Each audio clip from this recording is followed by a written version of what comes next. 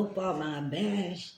Ngayon po, magluluto ako ng sinigang. Ito po yung hapunan namin.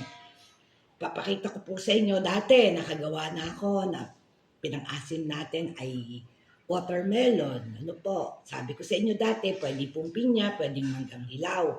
Pero ngayon po, ang gagamitin kong pang-asim sa aking sinigang ay ito po. Ano na tawag dito? Ang tawag ko po kasi dito, balat ahas, ganun po ba yun? O ano po, yan po ang aking gagamitin na pang-asim.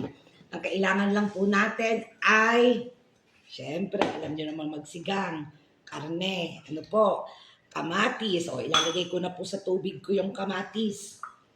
Ano po, kung ano lang po yung way ng ating pagsigang, ganun din po, ang pinagkaiba lang, ang pang-asim ay itong balat na ahas, ano ba tawag dyan? Uway?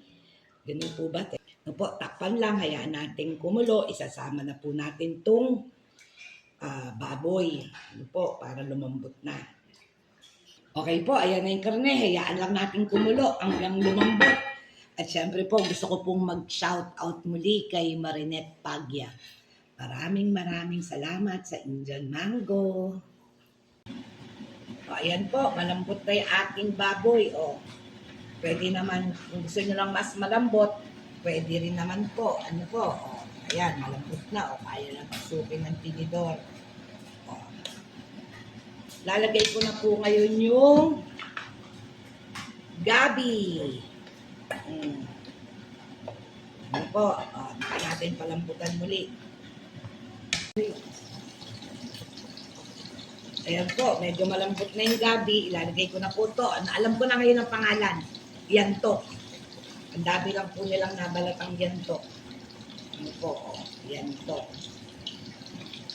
Ayan po, ilagay nyo lang yung yanto.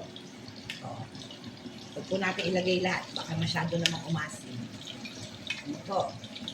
Ilagay na rin natin ang siling panigang. Ano po.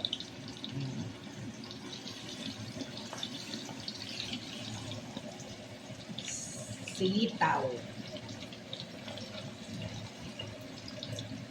Mamaya ko po ilalagay itong kangkong. Yan po, takpan po muna natin ulit. Hayaan lang natin kumulo. Okay po. Ito na po ang ating finished product. Maluto na po ang aming sinigang. Ayan po yung ating mga bunga ng yantok. Sinabi na po sa akin kung ano yung, ayan. Ayan po, natatanggal-tanggal pa yung buto.